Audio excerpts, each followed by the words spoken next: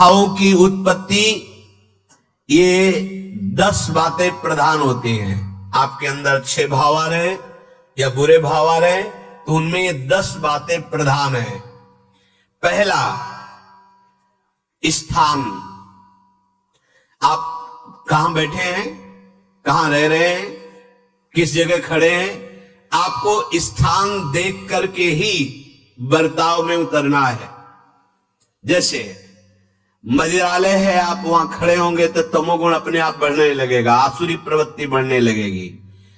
ऐसे ऐसे जिस स्थान पर खड़े होने से, देखने से, बात करने से हमारी वृत्ति बिगड़ रही, उस स्थान का तत्काल त्याग कर देना चाहिए, वहां से हट जाना चाहिए।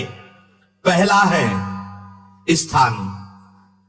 जैसे सत्संग, यमुना जी का एकांतिक पावन तट, किसी लता के नीचे, किसी संत भगवान के सानिध्य में, अब हमारा ये स्थान भजन वृत्ति बढ़ाएगा।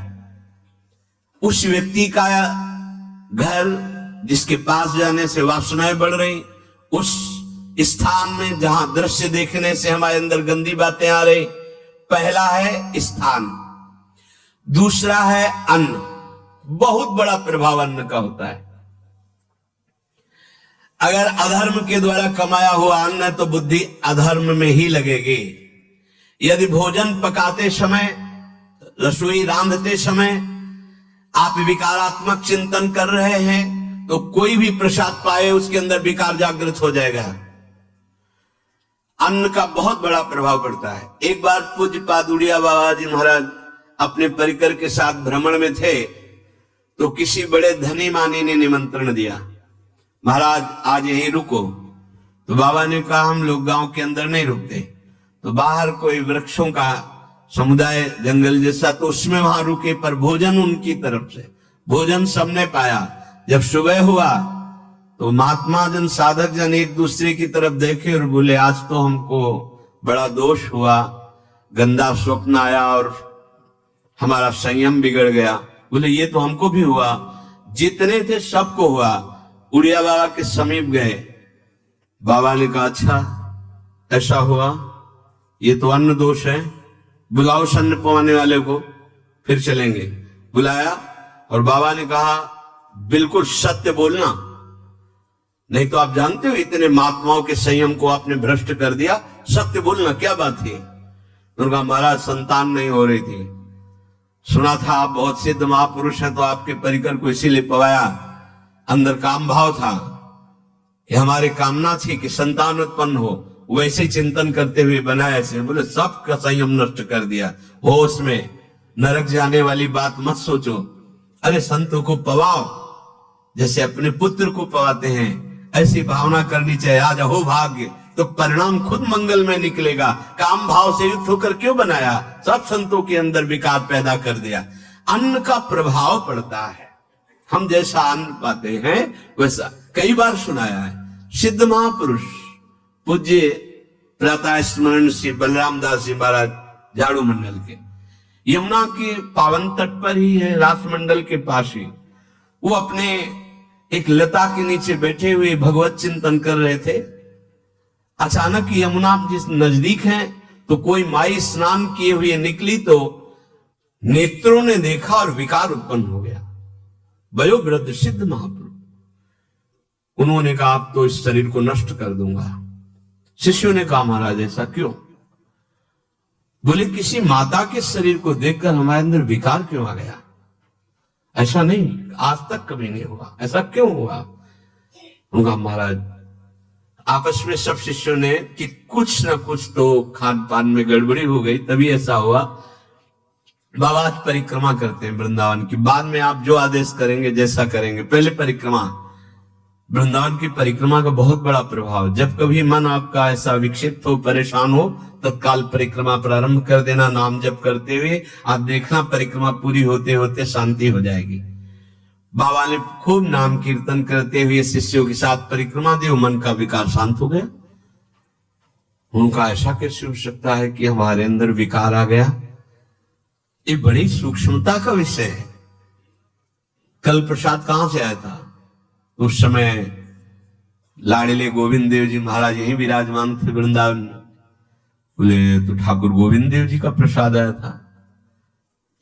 लकुट उठाई, गए हो तो भगवत स्वरूप तस्मित तज्जने भेदा भावान, भगवान और भगवान के ऐसे जनों में भेद नहीं होता, वो भगवत स्वरूप होते हैं। गए और कहा बताओ, आपका प्रसाद न पावे तो अपराध लगे कि प्रसाद नहीं पाया, और प्रसाद पावे तो हमारे अंदर काम जागृत हो जाए, हम तो मरे ना दोनों तरफ से। तो ठाकुर जी बात कर रहे थे, दूसरों को नहीं सुनाई दे रहा था। कह रहे थे कि देखो नाराज मत हो, कलकत्ता की वैश्या थी, उसने भोग लगाया, अब उसने भोग लगाया तो हमने चख पाया, तो आपको प्रसाद का किनका लेना चाहिए? किसने कहा था कि पूरा प्रसाद पाइए? जरा किनका ले लेते हो, मधुकरी पाते। हाँ ये बात आपकी मान, तो हमारा तो पूरा विश्व है, कोई भी भोग लगाएगा हम तो पाएंगे। और हमारे प्रसाद की निष्ठा आप सबके हृदय में, तो किनका लीजिए, पूरा मत पाइए। सोचिए, भगवद अर्पित प्रसाद और वृत्ति, भगवान ने आदेश किया किनका पाओ, माधुकरी मांग के खाओ। यहां वर्णन कर रहे, यदि हम अन्न थोड़ा भी हमारे अंदर दूषित चला गया, तो जब कभी ऐसी विकार की भावना हो, आपके अंदर विकार बन रहा है, तो खोजिए। आपने कोई दृश्य देखा है, आपने किसी से बात की है, आपने कोई ऐसा संकल्प बनाया, नहीं, तो फिर भोजन दोष आ गया।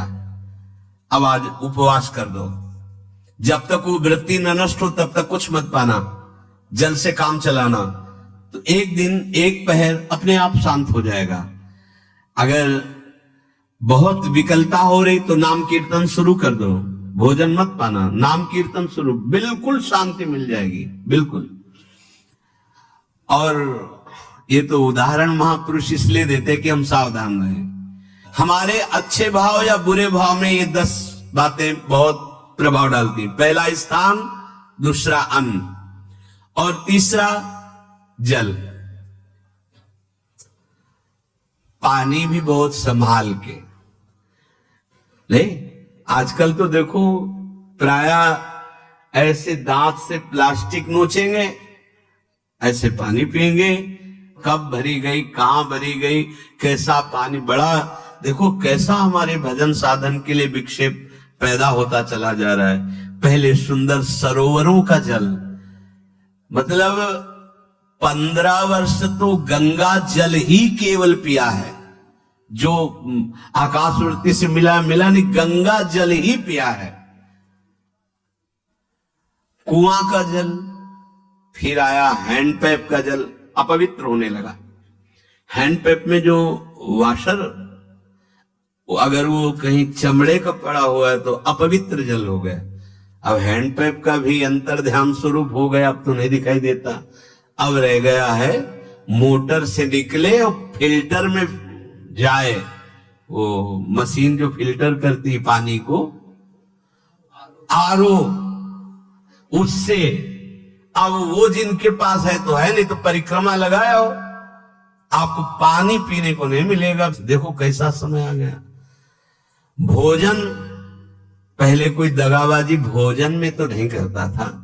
गांव में जब जिसके यहां दूध बेचा जाता था ना, उसको बहुत लघु दृष्टि से देखा है, गाय माए एक बराबर होती है, ये दूध बेचता है। 10-5 किलो मठा तो आप ऐसे मांग के ले सकते थे, अगर अड़ोस पड़ोस में वो मठा मिल जाएगा। जब कोई उत्सव होता, फ्री दूध 100-200 500 किलो पूरे गांव के सब दे देते, कोई ऐसे बेचता था। अब दूध नहीं, जब बूढ़े लोग बैठते थे कहते थे पानी बिकेगा आगे चल के। आज पानी बिक रहा है, नहीं बिक रहा, पानी बिक रहा है। हमें लगता है सबको ही पैसे से ही पानी है। वो बोतलें नीली नीली नहीं, इतनी बड़ी बड़ी बिकती, उन्हीं से पानी पिया जा रहा है। आगे और समय जल का प्रभाव पड़ता है। जैसे हम गंगा जल पीते थे, सही कहते हैं, कई दिन जब भोजन नहीं मिलता तो पूरी पौष्टिकता गंगा जल से मिलती थी। गंगा माता के जल से ऐसा लगता था मानो हम परम पावन अमृत पान कर रहे हैं, सारी पौष्टिकता मिलती थी। कुएं का जल अपने आप में पौष्टिकता से युक्त होता है, जो हमें चाहिए। आज देखो जल की समस्या हो गई, पवित्र जल पीने के लिए हम तरस रहे हैं। कहां जल, वह कैसे मिलेगा जल? या तो आप पैसे वाले हो तो आप खरीद करके पीजिए, नहीं तो अब वो जल नहीं है गया कि कुएं से निकाला पी लिया या सरोवर से पी लिया। या कैसा दुर्भाग्य है। जल का बहुत बड़ा योग है साधना में। जैसे स्थान का तो परम पावन वृंदावन धाम, अन्न का तो अब हम भगवत प्रसाद पाते हैं। तो जल का बहुत बड़ा योग है। आज दूषित होता चला जा रहा है, क्योंकि अब हाथ की बात नहीं रह गई है कि आप सुंदर कुआं से जल लें या सरोवर से जल लें या आप नदी से जल लें। हाँ, स्वामी जी के लिए लिखा हुआ है कि रोज यमुना स्नान और रोज यमुना जल ही पान। हमारे वृंदावन के समस्त भगवत स्वरूपों का स्नान यमुना जल से ही होता था, हो रहा है और होता ही रहेगा। बिहारी जी के लिए आज भी कलश में भरकर यमुना जल ही जाता है। तो कपड़ा से ऐसे ढक के जब हम 2 बजे परिक्रमा देते थे तो एक महाभागवत है, वो किसी को छूते नहीं, दूर से कहते छूना मत, बिहारी जी के लिए जल जा रहा है स्नान के लिए बिहारी जी का। फिर चौथा है आपका परिकर, जहां पर रह रहे हैं वो समुदाय, चाहे परिवार हो या आप समुदाय, वो कैसा है? रजोगुणी है, तमोगुणी है, सतोगुणी है या त्रिगुणातीत भागवतिक है, उसका प्रभाव पड़ेगा।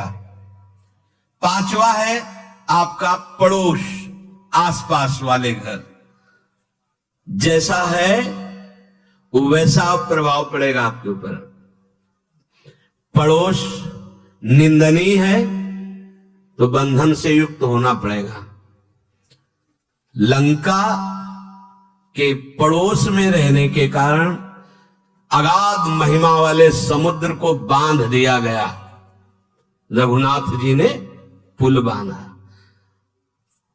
और दंड देने के लिए तैयार हो गए थे सरकार, अग्निबाण संधान कर लिया था।